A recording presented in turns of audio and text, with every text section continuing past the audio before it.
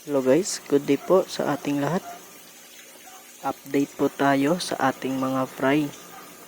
Ngayong araw, 9 days old na po sila. Kung makikita nyo po, alinis na po ang ating tank. Dahil kakatapos ko lang po maglinis. After kong maglinis is magpapakain na po ako. At ang pinapakain ko po is Tubifix pa rin po. Kaya Tubifix pa rin po ang aking pinapakain kasi high protein food po para sa kanila. Dahil po sa Tubifix ang pinapakain, siguradong mabilis po ang kanilang paglaki. And advantage po sa Tubifix, madaling linisin po ang kanilang mga dumi.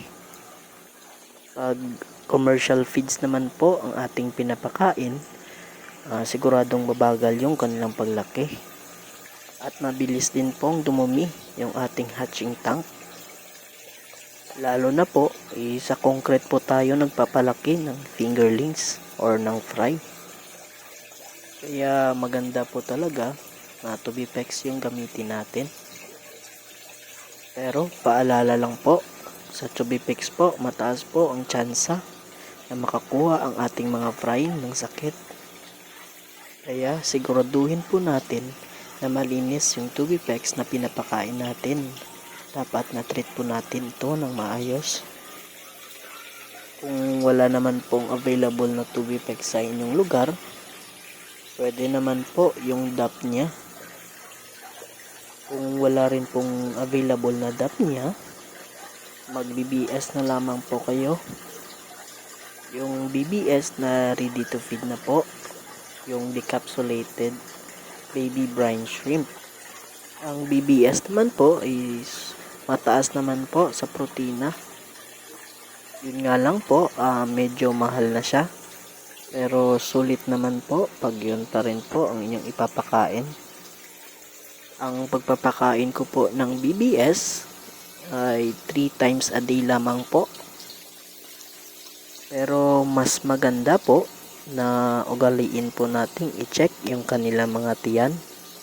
Kasi yung mga fry, nakikita pa naman natin yung kanilang mga tiyan kung meron pang laman. Pero wag po nating antayin na ubos talaga yung laman ng kanilang tiyan. Kasi doon na po papasok yung cannibalism or yung magkakainan sila. Kaya maganda talaga pag parati po nating minomonitor yung kanilang mga tiyan. So, yun lamang po muna yung mga tips and ideas na masishare ko ngayon sa video na ito. Kung meron po kayong mga katanungan, pwede nyo naman pong i-comment sa video na ito.